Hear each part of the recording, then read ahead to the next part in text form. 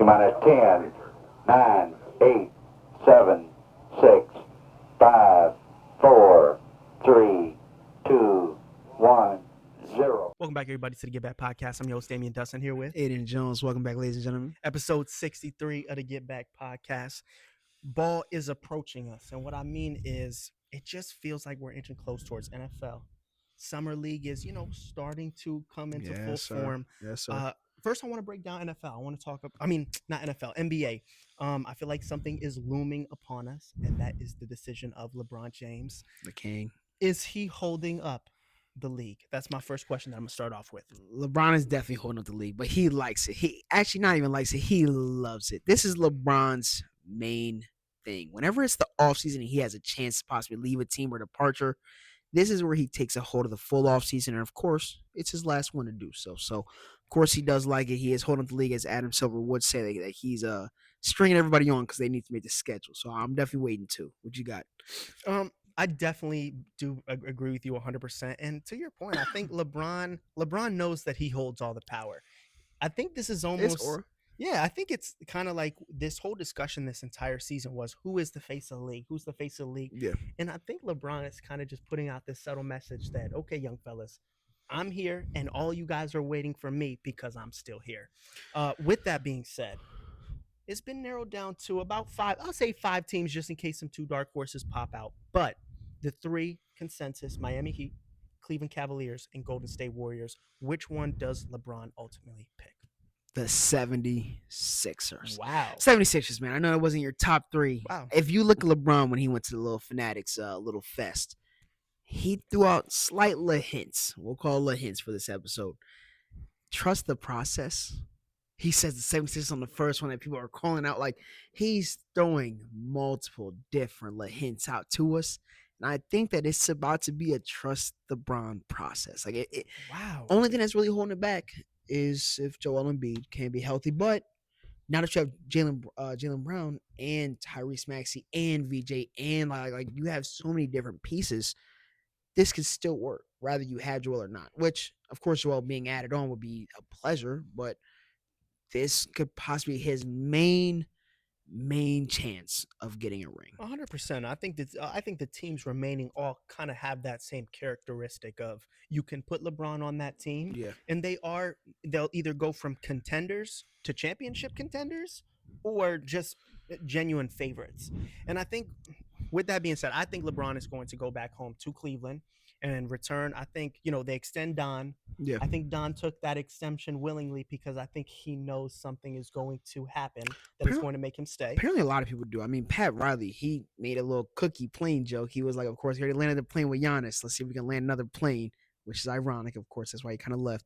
But I think a lot of teams feel like they have the upside in it. Well, I think the Cavs and Heat feel like they do. I think the Warriors, they've been throwing slight little hints out too, but I think the Cavs and the Heat are throwing big hints out there.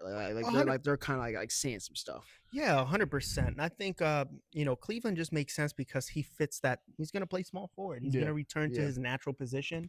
I don't think he'll have to be the primary ball handler when you have guys like Don and James, who I think if Bron does join the Cavs, I think you're going to see James Harden's points per game drop substantially. I would hope so, but then it also means his assists are going to skyrocket. It's the thing about James Harden. In the regular season, great player. I mean, like, even for the Cavs in February to about a clean April, he played phenomenal. I mean, we have never seen Jared Allen move the way that he was doing. Whenever Mobley came back from an injury, he had him going.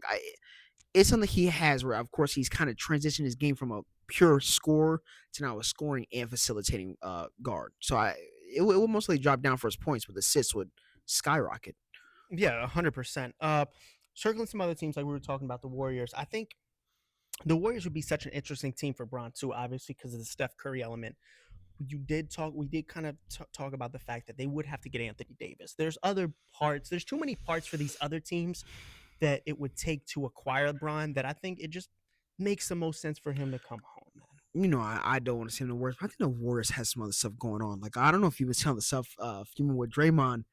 Draymond has been talking a lot on his podcast where I think that he's letting out a lot of personal stuff that he's going through with the team out that should not be out. Like, I know, like, yesterday he went on his podcast and he said that Steve Kerr told him like in person, he's like, I don't think I can support you publicly anymore. Like, you're making it very hard for me to support everything that you're saying because you're talking so crazy about every little thing.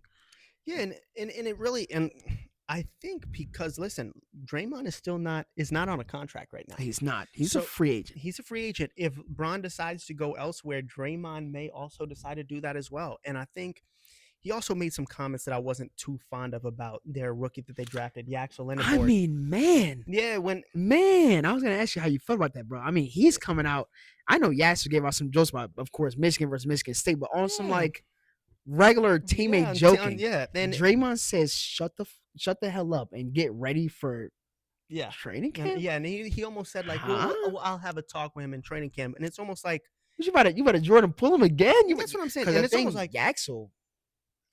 Michigan, I don't like him, but he won't go for the same He's thing. Not going for the same stuff Jordan Poole's going for. And also, this might be, I don't know, Draymond, obviously one of the elite defenders of our generation. The way Yaxel Lenneborg has been playing in the summer league, I wouldn't be surprised if Yaxel's better than Draymond this year. He plays like a grown man. Yeah, Yaxel plays like a grown man, where he actually, for some reason, he wasn't the best shooter in college, but he is really gaining his shot. Like, I mean, like his shot looks very pure. Like he's always in the right spots. He knows how to, of course, move the ball around, and he is still a big man. Like he's still big. Do you think Draymond perceives Yaxel as like a threat on that roster? Draymond thinks, I think everybody's a threat. Like I think Draymond is so stuck into like that dynasty, like it's just like the core pieces. Where I think like if it's anybody else, they kind of always move around like the main people that were there. Of course, Clay being gone, but I think it's always going to be about him and Steph Curry to him. Like he thinks that is like the main thing in the Warriors organization, and it's just not like, it's not that anymore. Like it's over with for that point. So he has to be a grown man, which I think Dre is a decent vet. Like it's not like he's stupid. This where you have to actually open your mind up. Be open-minded with your team. Simply. Yeah, I see that. I think it's honestly time for Golden State to move on from him, LeBron or no LeBron. I know that they won't bite that because they're friends, and if LeBron does go to Golden State, it would have to be Draymond as well. But I think if LeBron doesn't go, Draymond should exit out and find himself a new home. I think, listen, they already re-signed a power forward in Kristaps Porzingis. You have Yaxel, maybe. And then you drafted Yaxel. Exactly. So I think the war. It's a pivot. You can't tell the Warriors don't really want to. I know that the Warriors want to. They just also know like it's loyalty, it's legacy. I feel like you maybe don't want to have a bad taste on like the whole situation. This where you may have to do it. It's been the past 3 years that they've been kind of questioning this situation. Like it's a throw by this point. So and it's crazy that this entire conversation has been predicated off of one man, Bron, and it just kind of goes to show. I mean, man, Bron could, if somebody called Bron, let's say take Wemby for you. If Wemby called Bron and said, Bron, LeBron, I want you to play on San Antonio. Wemby, lick the bottom of my foot. I'll join the Spurs, man. I mean, that's what it's it's genuinely like that, man. He's the king, bro. He holds that power, and I think it's just so crazy to see how our league is kind of at a standstill right now in free agency, awaiting one man's decision. Now, something that's not awaiting this man's decision is the summer league, and obviously the summer league has been popping off tremendously.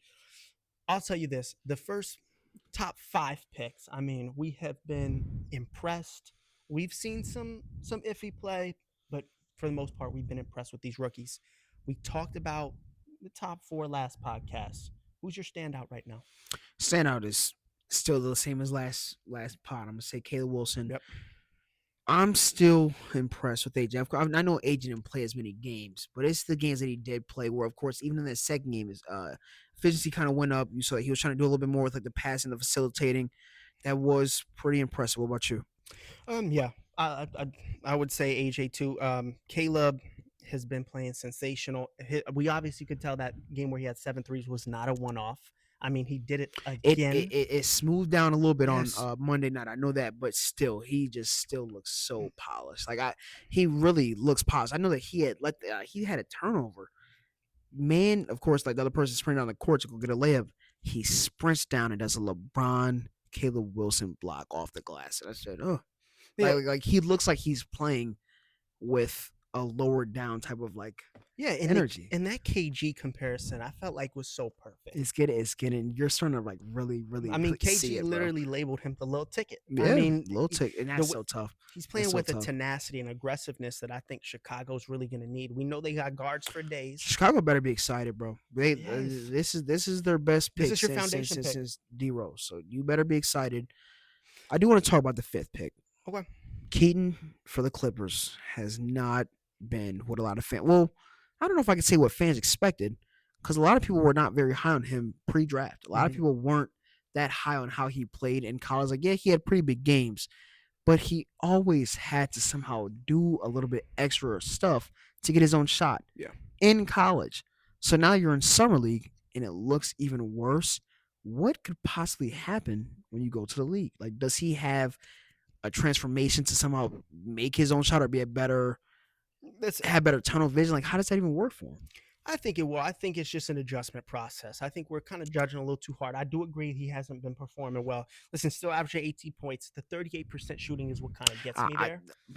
And the 33 from 3 obviously has to improve the as second well. game was good though, because he started off 1 for 7 again, and then in that third quarter, that's where he really went off. So he could put up the 23 points. Like that was something that all Clippers fans, I think the whole league had to see from him, because it would have not have been good if that game went like how the first one went. Yeah, 100%. Another player I kind of do want to go into as well. He was kind of a little further in the draft is Darius Acuff Jr. He is averaging 19, but on 36% shooting. It's not looking too good either. It's not looking too good. The thing that I do like about Acuff, though, after the game, he did talk about it's just my efficiency has to get better, and I think over time my efficiency will get better, and I do believe that as well. 26% from 3 is really scary to me. It's really scary. I think it almost kind of, I don't want to put him in this category yet, but where we said that he could be a star player, it's either he could be a star player or he could be the next Karis LeVert. I can't say that. God, I think his upside is definitely Allen Iverson, where he can get to that paint, he can get to the cup. He's a very aggressive scorer. That's his upside. His downside is Karis LeVert. Is maybe Karis LeVert. And that's sickening, because I know that he's a good player. Like the stuff that he was doing in March Madness, you can't be like a regular player and do that type of stuff. Like, he has the potential. I think that right now he has to simply just get under his feet. Like, when you get under your feet, that's real. Maybe I just seem like we really get to go. 100%. A second-year player I want to talk about in the summer league really quick. Here's a little curveball for you. I'm not sure. That has been playing tremendous, and I really am going to like his year 2 jump, is Malawach, the center for the Phoenix Suns. Average about 19 and a half and 12 boards. I really think he can deliver that for Phoenix. Probably not those numbers exactly, obviously. I think the scoring will go down as the competition rises. But I do think he's a guy who can average double-digit rebounds for them, especially year 2. I'm looking for that year 2 jump for the big fella, and I think he can complement D-Book so well. Not bad. Number 15, D-Book. I got somebody else. I got Malik Thomas off of the Cavs. I mean, the man is averaging about, 28 points. He just got off of a 35-point game. He put it like every game. He has just looked phenomenal scoring. I do just want to see him be be a better facilitator. I think that he is really focused on his scoring, which is great. He's a great scorer. I mean, we've seen him hit from 5 different levels in the summer league. And you know what's awesome about Malik Thomas too? An efficient player. Efficient. 50% shooting this. Efficient. Way like efficient. And 43% from 3. I mean, these are insane splits in 4 I do have games. a question. And this comes from a cast man. I need to ask. I feel like I need some other ideas. Absolutely. Does Kenny treat him like how we treated Amani Bates? That's such a great question. You always say I sure as hell hope not, because I feel like Amani Bates could have been such a great player. Of course he could have. I think Leak has proven that he has way more of a scoring arsenal than Monty did at the start. I think so. So I think this is I mean, analytically, you gotta start. You gotta play Malik. I think where our team is at right now, you look at who our backup guards are. Cause I'm gonna put him right now. I got him as a shooting guard. I know he's a little bit taller, but the way he plays his game, he loves the perimeter. I think he would be like a shooting guard. When James or Don comes out the game, I know we usually put in Dennis or possibly Craig Porter. I think it's time to possibly enroll Leak into at least like that second.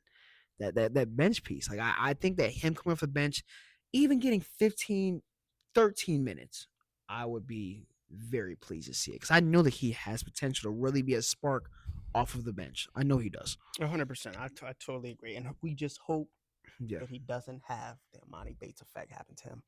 I can't. I think that was all coaching. I think the coaching just realized because Amani, his defense was that bad where you almost couldn't play him. And I love Amani. I love the way he could score.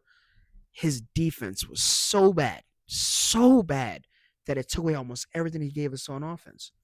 Leak is a little bit different. Leak can actually move his feet. He's more of like I'll get into your chest player. He actually knows how to set his feet. That is where I think that's why he'll have an opportunity to at least get playing time in the regular season. I agree. He will. I totally agree. He will. Last player I do want to talk about Summer League that I Mhm. kind of do like also is Maurice Johnson.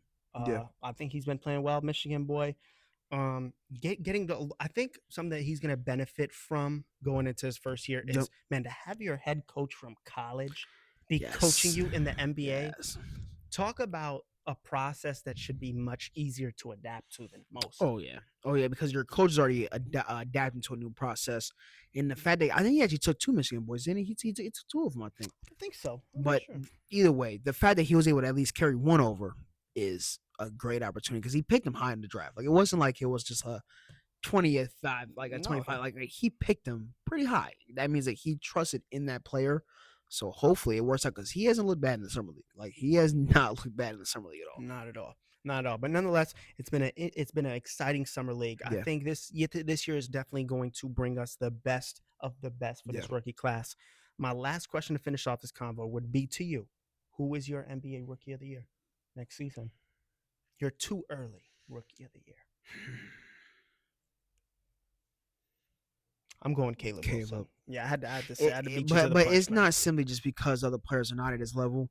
I think other players have so much stuff going on with their team. The Bulls are actually like in that top 4 right now. Oh no, Yeah. in the top 4 right now.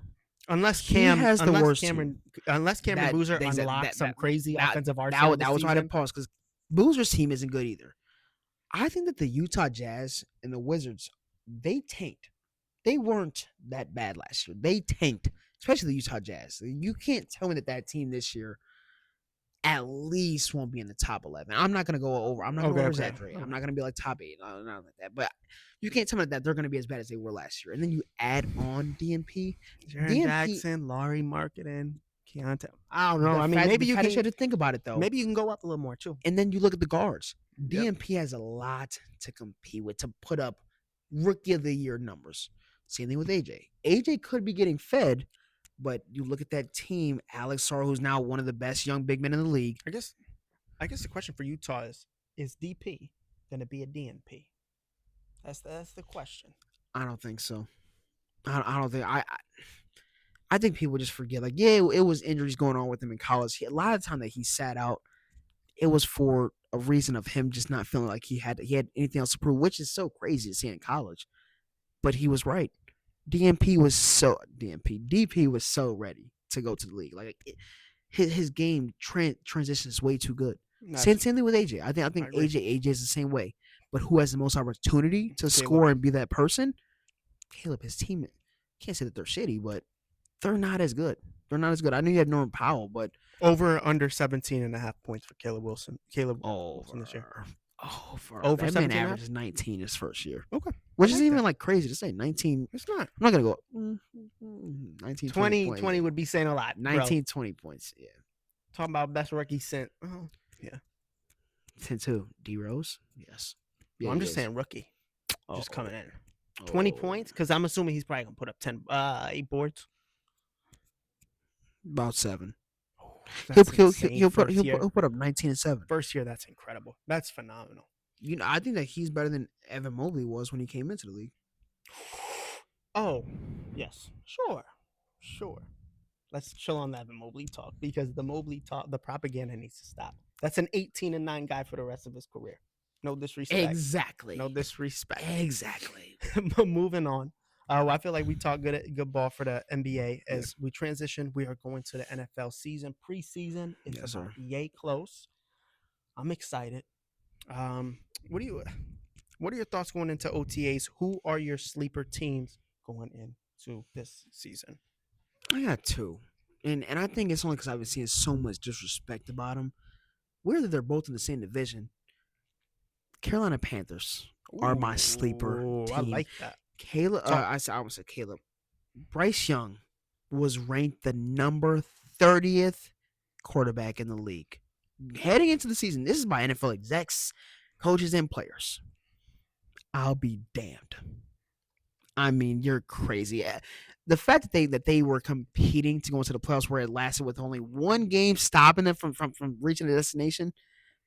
The Panthers are going up this year. They've added on defense. They've added on some offense. Had a decent draft. I mean, like their draft was nowhere near bad. I just hope the sophomore slump doesn't hit Tyatara McMillan. I hope it doesn't hit. I hope the sophomore slump doesn't get him because he didn't start off hot like that, but the way he ended and it was consistent. Here's my thing. I totally agree. That's a great team. The thing is with them is, are they going to get that second half Bryce Young that we got?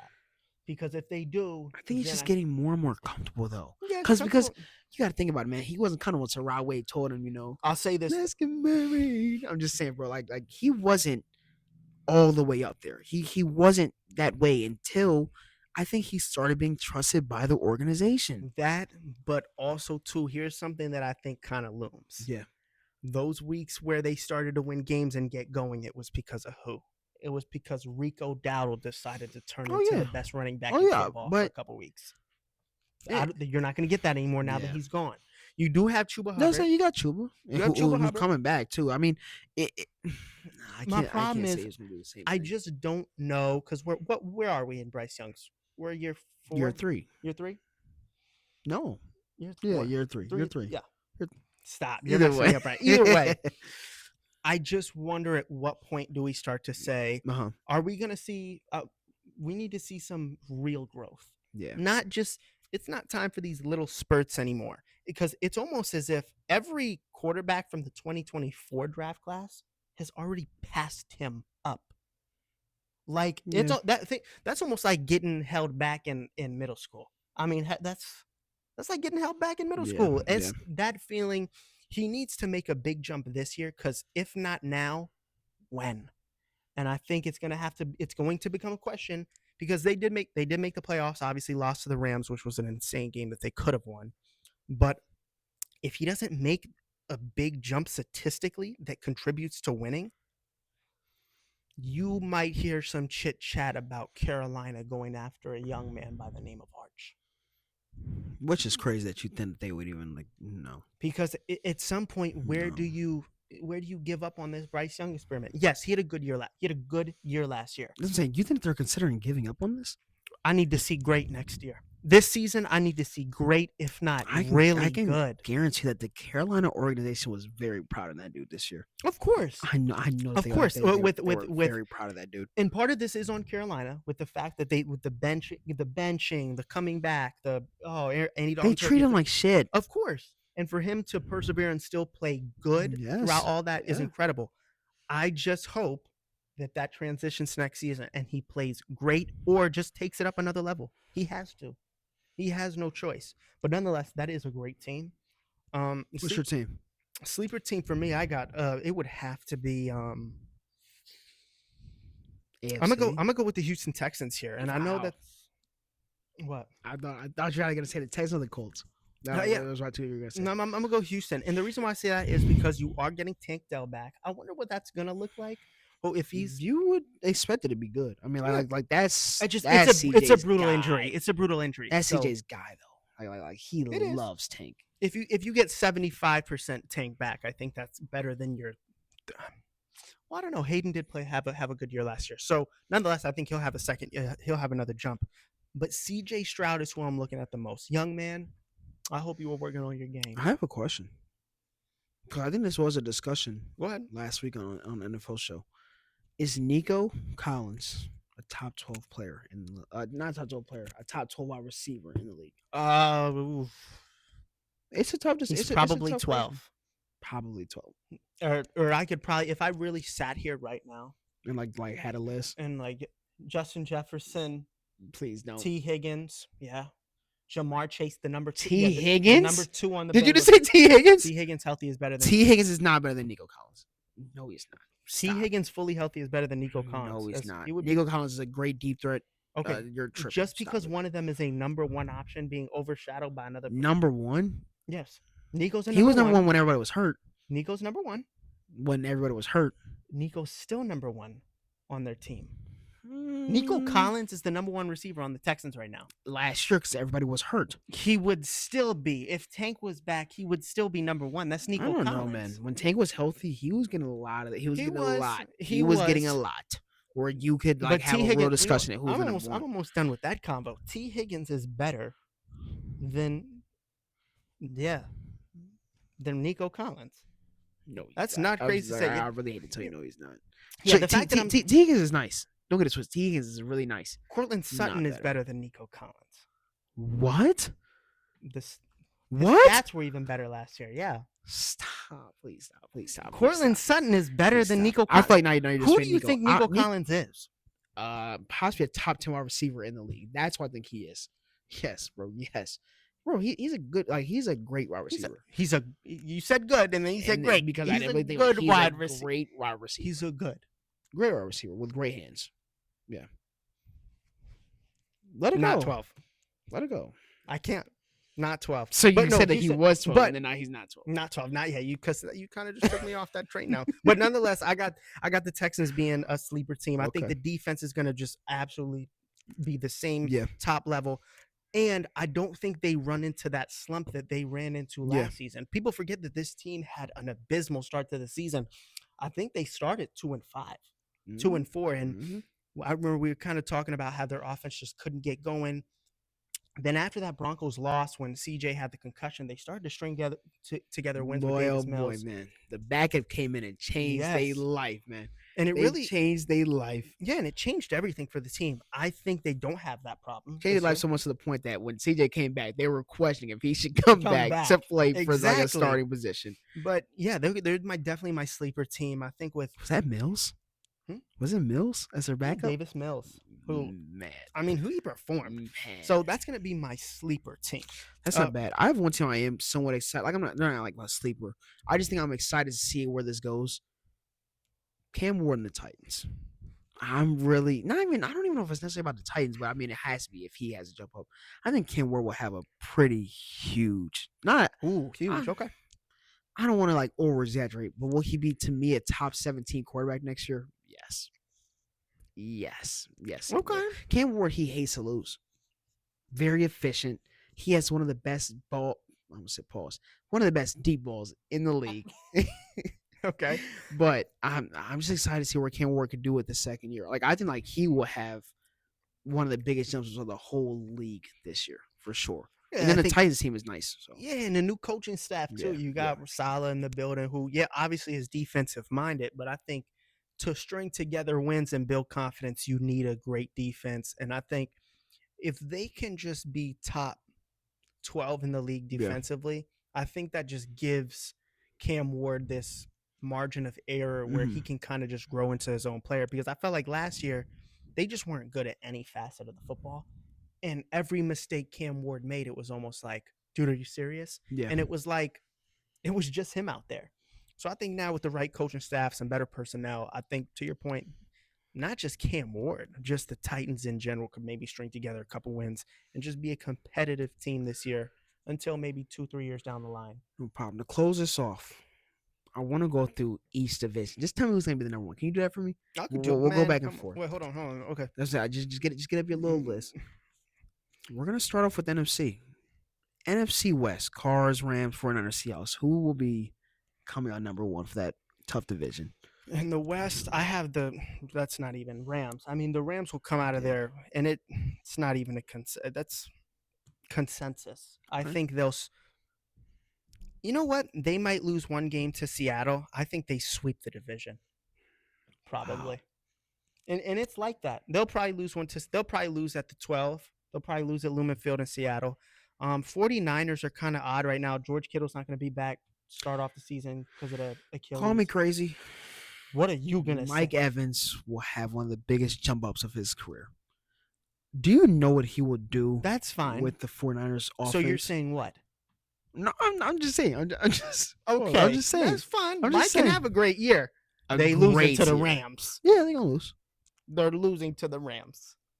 Fred's back. Can't wait to see Brock Purdy get chased down by Myles Garrett while Chloe Kim up in the stands watching him. While Aaron Donald's chasing from the other side. Yeah, Oh yeah, God, right. that's true. Aaron might come back With too. Aaron Donald chasing. That's disgusting. Yeah, Okay. I got Rams. NFC East. Let's speed it up. NFC East. Who you got? Cowboys, Giants, Eagles, Commanders. Eagles, but if Cowboys could with the right if they are on the right side of the injury fence, I think they could. So Eagles would be top.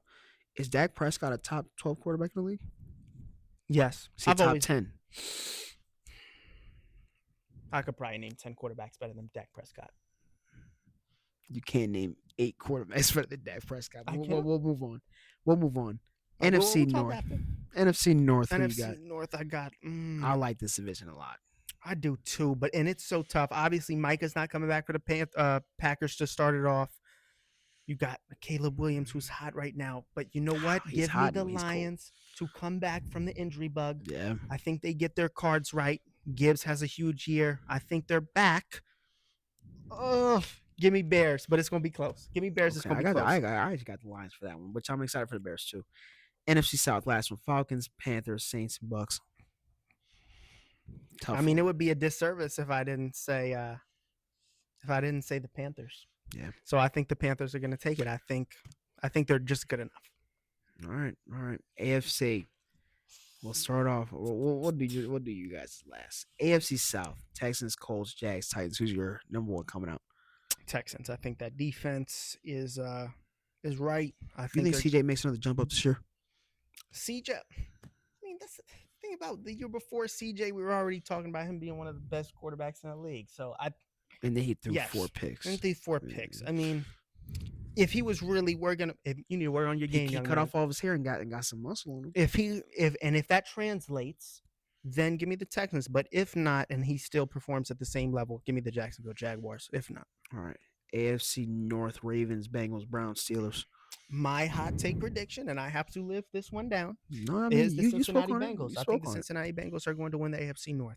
That's crazy because I definitely have the Ravens up there. The Ravens actually just got the Browns. You had the Browns yesterday. Browns center. Huh? You had the Browns win the division yesterday. Shut up. But no, what they just got the Browns center who was a free agent, which I think could be pretty good for them also after losing the guy that went to the Raiders. So that's cool.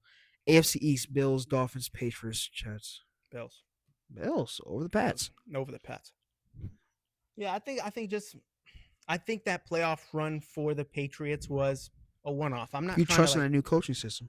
Huh? You trust in a new coaching system? Mm-hmm. Yeah. Because the thing about the Patriots that I think is going to hurt them is they had that easy schedule last year. Shit ain't sweet this year. Their schedule is like 20 times harder than it was last year. Yeah. I think Drake makes it come up. You got AJ, your coach is cheating, so obviously he'll be a GOAT. Yeah, but you still have the sleeper agent and Will Campbell, who's just gonna let Drake May get hit every time. Well, I mean, he's been training with some pretty decent guys. That's all I would say. Let's see it on the field. Let's see it on the field. All right. So give me the last one. Your division, obviously. Chargers, Raiders, Chiefs, Broncos. Broncos. I'm not saying out of bias. I just think Raiders, obviously not there yet. I think they need another year or two before Mendoza has that squad fully around him. Chargers, I mean, they're always just not. They're just a non-threat. Overrated, Justin. Yeah, they're always. Justin, what if? No, I think actually Justin's been playing good past couple years. Just the squad in general. It doesn't. The if man. Yes. And then Chiefs. Got to see Mahomes off the ACL. If Mahomes is back, it'll be a really great. I have one question about that. Yeah. If you're the coach for the Chiefs, are you making him sit for at least the first 5 weeks? Is he healthy? Have I been told that he's fully cleared to play and he's healthy? 85%, and he wants to play. No, you have to wait till it's 100%. It's an ACL. That's your franchise quarterback that you're paying $500 million. Didn't his contract? And you got Justin Fields as your backup right now, so it's not like you're the worst. No, it's not. But from what I've been hearing from the training camp, he will be ready to go week 1. Yeah. And week 1 is against the Denver Broncos. That is so important for the AFC. So you going to 90% against the Broncos? Yeah. Oh, that's what I'm actually. Now that I really look at it like that, if it's the Broncos week 1, Monday Night Football, you need that at home. Yeah. Because then you're going to have to go play Denver. They're trying to take that man's head off. Because keep in mind, the next time you play the Broncos is in Denver, and who knows with this type of division, it's gonna come down to that last game. Yeah. Every game's gonna be important, but give me the Broncos. I like the Broncos winning that division. Not bad. I mean, all right. That's our little list. I know we'll get definitely more into it as the season gets closer. 100%. So that's good. Nonetheless, this was a great podcast. Great pod. Next week, be prepared for our 82-0 special, where we're gonna play 82-0 on the pod for the guys. Just chop it up about the players and the teams. And we're going to see who gets to 82-0 first. Maybe there'll be a little bread for it. Watch out, man. But I'm Damian Dustin. Aiden Jones. Thank you so much for watching episode 63, guys. Peace.